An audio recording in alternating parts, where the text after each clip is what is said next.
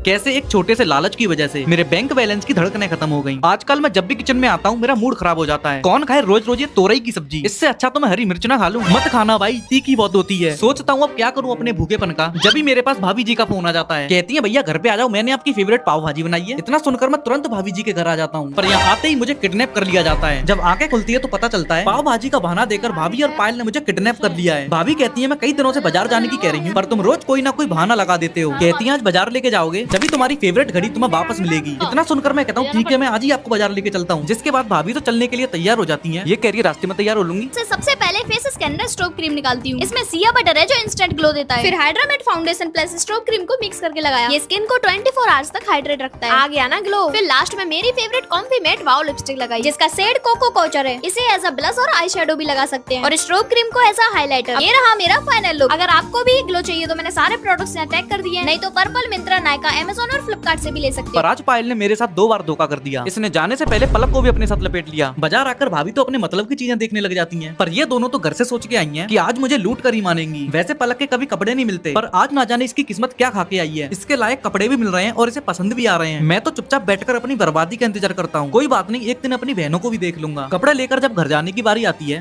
Birthday की party तो दे दो। पार्टी का नाम सुनते ही सभी फड़फड़ाने लग जाते हैं। अब मैं तो चला इन सबको पार्टी देने। आप लोग मुझे कमेंट में बता के जाना क्या आपको भी कभी मेरी तरह लूटा गया है।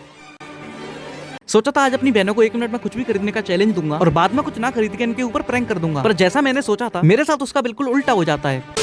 आज मैं और मेरी दोनों बहनें कुछ जरूरी सामान खरीदने बाहर आए हुए थे। सामान तो हम खरीद लेते हैं और यहाँ आने के बाद मैं सोचता हूँ क्यों ना इन दोनों पर एक प्रैंक करा जाए, पर प्रैंक से पहले एक चैलेंज करवाना होगा। मैं इनसे कहता हूँ तुम 1 मिनट के अंदर जो भी सामान इस बकेट में डालोगी वो सारा सामान मैं तुम्हें दिलाऊंगा। और मेरी बात को सुनकर ये दोनों कुछ तो बहुत हो जाती हैं। और पहले चैलेंज का हिस्सा कौन बनेगा वो स्टोन पेपर सीजर करके डिसाइड हो जाता है। तो सबसे पहले इस चैलेंज का हिस्सा पलक बनेगी। अरे रुक जा बेटा, टाइम तो स्टार्ट करने दे। तो जैसे ही मैं टाइम स्टार्ट करता हूँ पलक फुल स्पीड में पूरे मॉल में घूमने लग जाती है और जल्दी जल्दी सारा सामान भी बटोरने लग जाती है। पर बेचारी 1 मिनट के अंदर थोड़ा सा ही सामान इकट्ठा कर पाती है और कम सामान लेने का दुख इसके चेहरे पर साफ झलक रहा है। पर अब बारी है पायल का चैलेंज स्टार्ट करने की, और जैसे पायल का चैलेंज स्टार्ट होता है ये बिना कुछ सोचे समझे चीजों को उठाने लग जाती है और इसके हाथ पलक से बहुत तेज चल रहे थे और ये 30 सेकंड के अंदर ही अपनी आधी बकेट भर लेती है और टाइम खत्म होते होते तक तो ये पूरा सामान ओवरलोड कर लेती है। और पायल ने ये 1 मिनट पूरी अच्छी तरह से वसूला है और पलक ये सब देखकर डिप्रेशन में चली जाती है। पर अब असली मौत का खेल तो यहाँ से स्टार्ट होगा। मैं इनसे कहता हूँ तुम बिल काउंटर पे पहुंचो, मैं कुछ और सामान लेके आता हूँ। मेरी बात सुनकर ये दोनों बिल काउंटर के लिए निकल जाती है। फिर एक अच्छा मौका देखकर यहाँ से मैं निकल जाता हूँ और यहाँ कर मैं बैठ जाता हूँ। जिसके बाद मेरी दोनों बहनें बिल कटाने लग जाती है, पर जैसे इनसे पैसे मांगे जाते हैं इनके होश उड़ जाते हैं। फिर घबराई हुई सी पलक बाहर निकल के आती है और मुझसे कहती है अंदर जाके बिल पे कर दो। इसके पीछे पायल भी आ जाती है और जब ये मुझे इस प्रकार लेके जा रही थी तो सारे स्टाफ की नजरें मेरे ऊपर ही होती हैं और यहाँ के मैनेजर भी सब कुछ देख रहे होते हैं। तो वो कहीं मेरी वीडियो डिलीट ना करवा दें और किसी स्टाफ से कुछ उल्टा सीधा ना कह दें। इसी डर की वजह से मुझे सारा सामान खरीदना पड़ता है। और आप मेरी जैसी गलती कभी मत करना, क्योंकि ऐसी हरकतों से आपकी इज्जत और बैंक बैलेंस दोनों ही खराब हो सकते हैं। और अगर आप सभी मेरा भला चाहते हो तो चैनल को सब्सक्राइब कर देना, क्योंकि मेरे 1 मिलियन होने ही वाले हैं।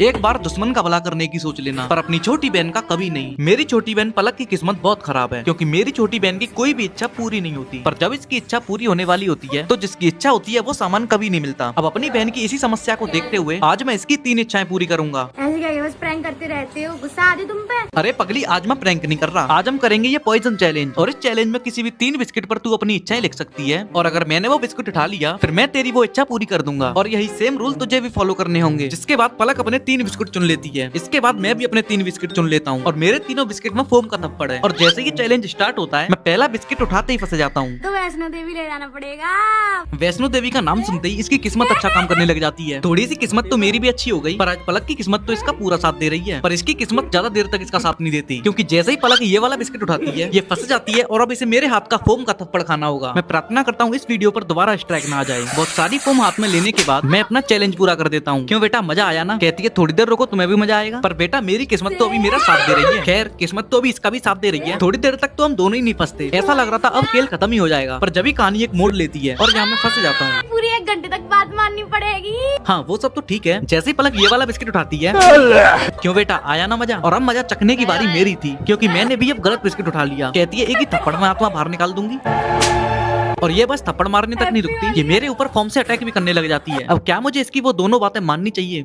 आज जब मैं अपनी छोटी बहन पायल से पीने के लिए पानी मांगता हूँ तो ये पता नहीं क्यों मेरी बात को इग्नोर कर देती है। थोड़ा बेशरम बन के मैं इससे फिर से पानी मांगता हूँ, ये वापस से मेरी बात को बुरी तरह से इग्नोर कर देती है। जब मैं इससे पूछता हूँ ऐसे इग्नोर क्यों कर रही है तो कहती है जब मैंने सनस्क्रीन मांगी थी वो तुमने उठा के नहीं दी थी, तो फिर मैं क्यों तुम्हारे लिए पानी पीने के लिए लाऊं। फिर मैं इससे कहता हूँ तेरी बेकार क्वालिटी की सनस्क्रीन है इसलिए मैंने उठा के नहीं दी। इस बात को सुन के ये मुझसे बहस करने लग जाती है कि मेरी सनस्क्रीन बेस्ट है, इसके बारे में उल्टा मत कहना। इतना सुनकर मैं इससे कहता हूँ मेरी वाली क्या आगे नहीं टिक पाएगी। इसी बात के पीछे हम दोनों में बहस हो जाती है। तो हम दोनों छत पे आ जाते हैं अपनी अपनी सनस्क्रीन को लेकर, और इसका नाम है पर्पल की अल्ट्रा वायलेट सनस्क्रीन। और अब देखना ये इसकी सनस्क्रीन से मेरी सनस्क्रीन जीत पाएगी। तो सबसे पहले मैं इसके हाथों पर इसी की सनस्क्रीन लगाता हूँ और इसके दूसरे हाथ पर मैं पर्पल की अल्ट्रा वायलेट सनस्क्रीन लगाता हूँ। सनस्क्रीन लगाने के बाद मैं इसको थोड़ी देर के लिए धूप में खड़ा कर देता हूँ। थोड़ी देर बाद जब देखता हूँ इसका लेफ्ट हैंड अभी तक शाइन कर रहा है और डल भी नहीं हुआ, और राइट वाला एकदम डल हो चुका है और शाइन भी नहीं कर रहा। इसके बाद हम करते हैं एप्पल टेस्ट। एप्पल टेस्ट में हम दोनों सनस्क्रीन को साइड बाय साइड लगा देते हैं और थोड़ी देर के लिए धूप में रख देते हैं। ये पर्पल की अल्ट्रा वायलेट सनस्क्रीन है जिसमें 50 SPF है जो हमारी स्किन को सूरज की खतरनाक किरणों से बचाता है, और इसमें 4% नाइसिनमाइड भी है। नाइसिनमाइड स्किन से टैन हटाकर स्किन को ब्राइट करता है और इसका बैगनी रंग इंडियन स्किन में मिलकर इस रंग को बेअसर बना देता है। थोड़ी देर बाद जब हम इस सेब को देखते हैं इसमें मेरी सनस्क्रीन वाली साइड पहले जैसी रखी है और पायल वाली साइड की तो ऐसी तैसी हो गई है। और इस सनस्क्रीन को लगा के आप कोई भी काम आसानी से कर सकते हो क्योंकि ये सनस्क्रीन पूरी तरह वाटर रेजिस्टेंस है। और ऐसा मैं इसलिए कह रहा हूँ क्योंकि जब मैं इस सनस्क्रीन को पानी में डालता हूँ ये चीनी की तरह पूरी पानी में घुल जाती है, पर जब मैं पर्पल की अल्ट्रा वायलेट सनस्क्रीन को पानी में डालता हूँ ये बिल्कुल पानी में डिसॉल्व नहीं होती। अब इतने सारे टेस्टों में मेरी सनस्क्रीन पास हो जाती है और मेरी बहन इस सनस्क्रीन को मुझसे मांगने लग जाती है। और अगर आपको भी ये सनस्क्रीन चाहिए तो ये QR कोड स्कैन कर लो या फिर purple.com से मंगा लो।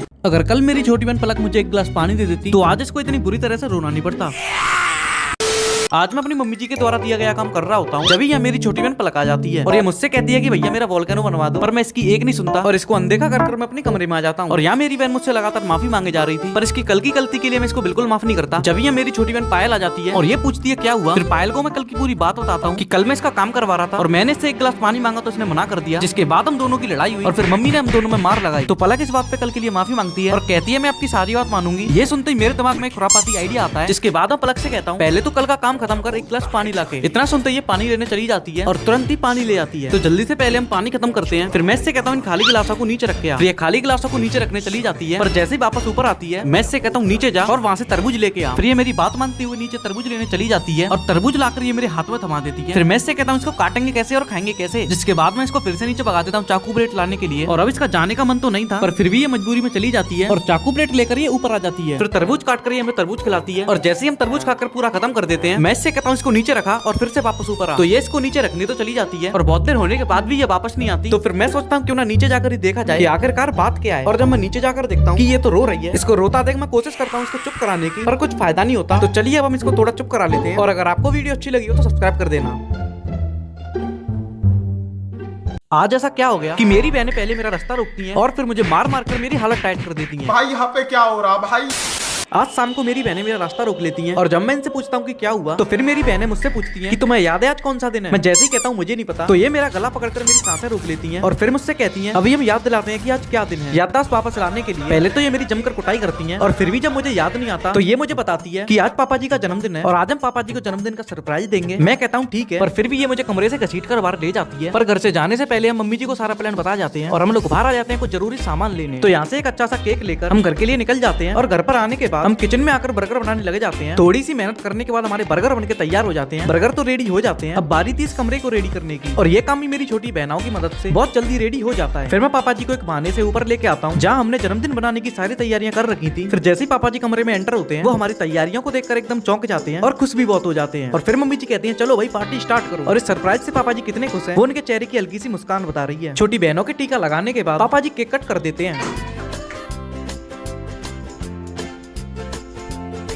और फिर मैं सभी को अपने हाथ के बने हुए बर्गर खिलाता हूँ जो कि स्वाद में बहुत ज्यादा टेस्टी थे।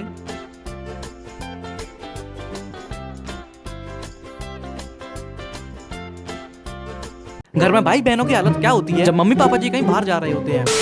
आज मम्मी पापा जी काफी दिनों के बाद नानी के घर जा रहे होते हैं और हम तीनों को घर की जिम्मेदारी दे जाते हैं और जाते जाते पापा जी कहते हैं आपस में लड़ना मत। हाँ पापा जी बिल्कुल नहीं लड़ेंगे, आप टेंशन मत लो, आप बिल्कुल बेफिक्र होकर जाइए। इतना सुनकर पापा मम्मी जी तो चले जाते हैं। मम्मी पापा जी के जाने के बाद इनकी तरफ से मुझे धमकी आती है कि हमसे हाथ लगाया तो हम हाथ तोड़ देंगे।